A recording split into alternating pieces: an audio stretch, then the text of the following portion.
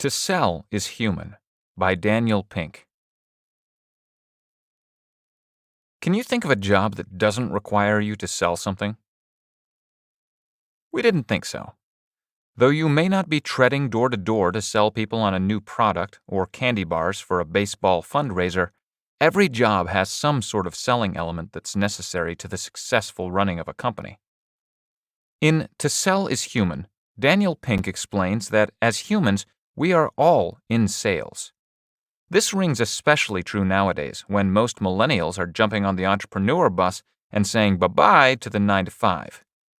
Persuading, convincing, and influencing all find their way into every job in the market. It's not always about money. Sometimes it's simply selling an idea. The ability to move others to exchange what they have for what we have is crucial to our survival and our happiness. Daniel Pink. After reading these insights from Pink, you'll understand that as humans, our job is to sell, and he will teach you how to do it right in the modern world. Honesty and service. Unfortunately, salespeople usually get a pretty bad rep.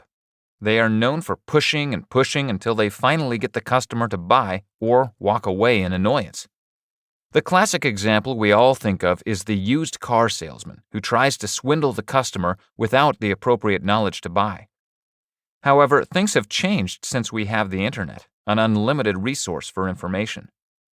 Because of the internet, sellers have followed suit and become more transparent with their information, as they know the customer would easily just look it up online. And because everyone is so honest and forthcoming now, the classic motto, "always be selling," has become very outdated. Understand others. In order to successfully sell something, it's important to see things from another's perspective. Sellers, to contradict popular belief, are not always outgoing fast talkers. Someone who is fast talking to their customers probably isn't listening to their customers' needs.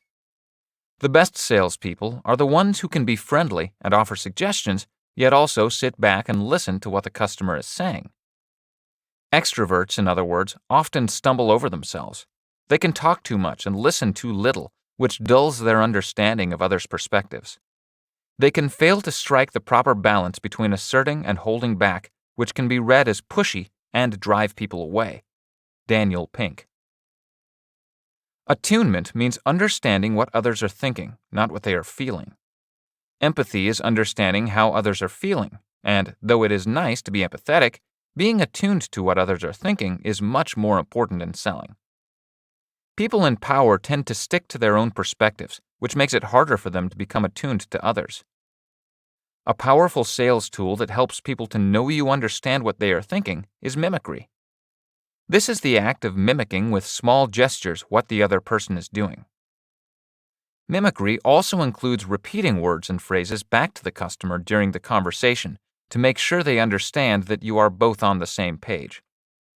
Of course, you want to be careful not to overdo it. Big gestures and overly repeating phrases will not help you make a sale. It's all about finding a middle ground. Overcome rejection. Sometimes it can be hard for a salesperson to stay positive and motivated when they are constantly getting rejected. But let's face it, it happens more often than not. That's when the helpful trait of buoyancy comes in. The ability to bounce back from a rejection is one that must be learned over time. Self-talk is a great method to overcome rejection. Saying, "I can do this," to yourself is more beneficial than you may think. By making the decision that you can do something, you give them the power to yourself to actually do it. During a sale, you must stay positive if you want the sale to be successful. After a rejection, it is important to treat it like something external. Blaming the failure on yourself will not help you to sell in the future. For example, if you were selling umbrellas, you could blame the rejected sale on the fact that it wasn't raining. Help them see their problems and solutions. The best salespeople help customers to see their problems and solutions through a totally new angle. A great way to do this is to find a problem rather than focus on selling. For example, if a customer comes in to buy a washing machine and the salesperson discovers through investigative questions that the reason their old one broke is that they were overloading it, they become valuable because they are able to recommend the correct sized washer. In the new world of sales, being able to ask the right questions is more valuable than producing the right answers. Unfortunately, our schools often have the opposite emphasis. They teach us how to answer, but not how to ask. Daniel Pink.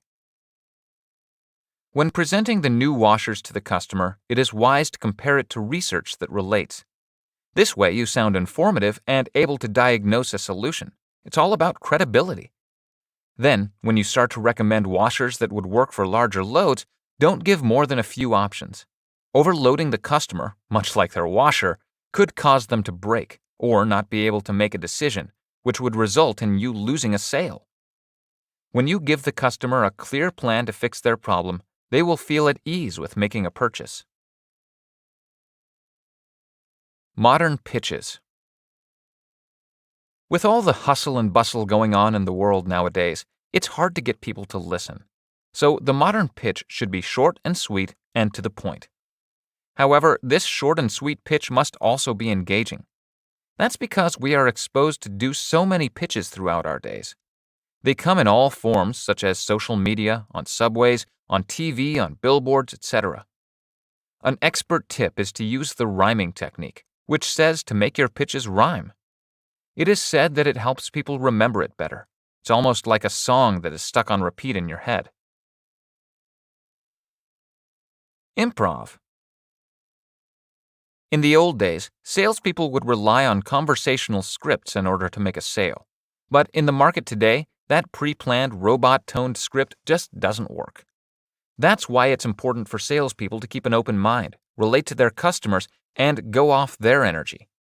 That is why listening to the customer is so important. You don't know what they are going to say next, so you shouldn't know what you are going to say next either. Another thing to note is that you must make the customer feel good about the sale. You don't want to just push the sale on them. Make sure that the sale is actually going to benefit their lifestyle. And always stay positive when answering questions or giving advice. Have purpose. In order to find success, you must have a purpose and make your sales personal. To make it personal, you must see the sale as helping someone in need rather than just selling something to a customer. This will help you find a purpose in your job. You must find a higher purpose in what you are doing to not only be happy, but to have success in the workplace. To sell, you must be human and want to help people on a personal level. The main takeaway. Selling is a part of all of our lives, no matter what field we work in. To successfully sell, you must listen to customers, see things from new perspectives, and recover quickly from rejection. Hi, I'm Rhonda, and this is an exclusive audiobook video recorded for the Audiobook Master channel. Enjoy your audiobook and have fun learning. Don't forget to subscribe and hit the notification button so you'll get updated on our next upload. If you liked the video, give us a thumbs up and say your thoughts about the book we just covered. Do you want to listen to a summary or review of a book that we haven't covered in the past? Say it in the comments below or send us a message. Don't forget to check our other uploads. Enjoy listening!